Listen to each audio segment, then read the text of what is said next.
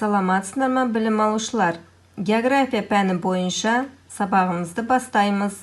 Шайқорық орта мектебінің география пәнінің мұғалімі Саякова Венера Дабылқызы.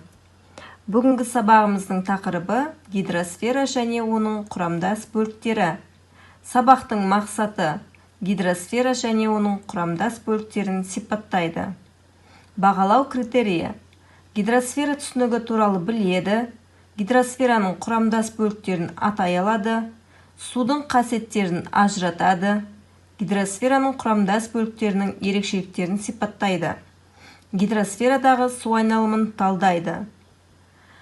Ал балалар, гидросфера дегеніміз не? Жарайсыңдар. Гидросфера жердің су қабығы. Гидросфера жер ғаламшарының су қабығы немесе құрлықтағы, мұхиттағы және атмосферадағы, яғни жер шарындағы барлық сулардың жиынтығы. Оны мұхиттар мен теңіздердің суы, құрлық сулары, өзендер, көлдер, бөгендер, мұздықтар, сондай-ақ литосфераның жоғарғы бөлігіне сіңетін жер асты суы, атмосферадағы ылғал құрайды. Гидросфера жер бетінің шамамен 71%-ын алып жатыр.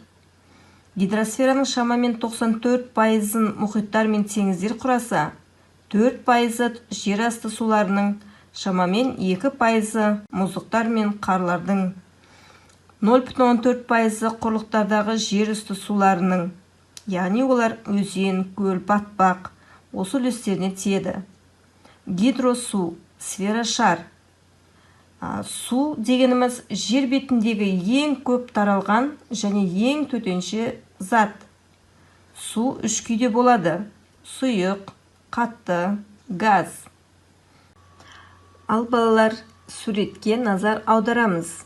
Табиғаттағы су айналымы судың мұхиттан құрлыққа және құрлықтан мұхитқа үздіксіз ауысу процесін дүниежүзілік су айналымы деп атаймыз.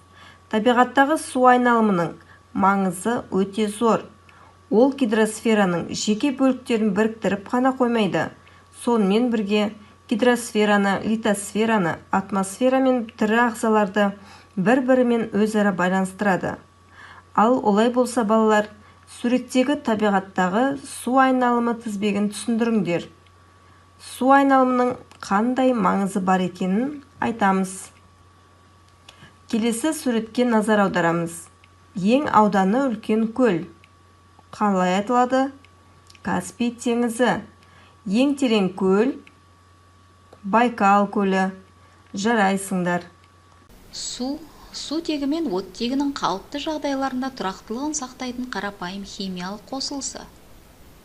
Су, мұхиттар, теңіздер, көлдер, өзендер, мұздықтар, су қоймалары, айсберг, қар жамылғысы. Ауыз су тіршілік көзі. Ол жер шарының 4-3 бөлігін алады. Мұхиттар 96,5%, жер асты суы 1,7%, мұздықтар 1,7%, жер үсті суларына 0,1%. Судың келесі қасиеттерін атап айтуға болады. 0 градус пен 4 градус Цельсий аралығына қыздырғанда, оның көлемі азайып, ал одан әрі температураны көтерген сайын қайта ұлғаяды. 0 градус Цельсий температурада су қатып мұзға айналады. Судың көп бөлігі ауадан тұрады. Су жазда да, қыста да әрдайым буланып тұрады. Қоршаған ортаның температурасына қарамастан, су буы жаңбыр тамшыларын немесе қар ұшқындарын құрайды. Су газ тәрізді, сұйықта, қатты күйде заттарда ериді. Алмасу заттар суда еріп, ағзадан шығады. Күн энергиясының әсерінен судың үздіксіз орын ауыстыруынан дүниежүзілік су айналымы пайда болады.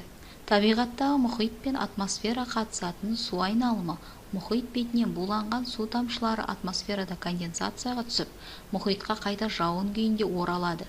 Оны кіші немесе мұхиттық айналым деп атайды. Мұхит және атмосферамен қатар құрлықты қамтитын су айналымын үлкен немесе дүниежүзілік су айналымы деп атайды. Адам денесінің 3/2 бөлігі судан құралған. Өсімдіктердің құрғақ дәндерінің 10-12% су болады, ал су айналымына өсімдіктер де қатыса алады. Олар ылғалды бойына сіңіріп, қайта буландырады. Су жердегі барлық тірі ағзалардың тіршілік ортасы екенін ұмытпағанымыз жөн. Сулы жер, нулы жер деген мақал бекер айтылмаса керек. Енді балалар, тапсырма орындаймыз. Бірінші тапсырма тест. Бірінші сұрақ: табиғаттағы су айналымы суретін сипаттайтын дұрыс нұсқаны таңда. Бір ғана жауап бар. Жарайсыңдар. Екінші: гидросферадағы мұздықтар үлесі қандай? Бір жауап таңда. Жарайсыңдар. Үшінші сұрақ: ғаламшардағы су қабығы атауын тап. Бір жауап. Жарайсыңдар. Төртінші сұрақ: мұхиттар мен олардың тереңдігін сәйкестендір.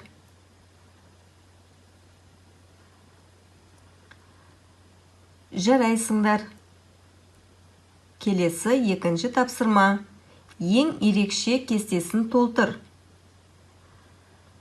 Яғни сендер ең терең көлдің, ең үлкен мұхиттың, ең биік сарқыраманың, ең ірі теңіз көлдің, ең ірі өзен бассейні, ең ұзын өзен, ең кіші мұхиттың қайсыныкі екенін жазамыз. Жақсы. Назарларыңызға рахмет.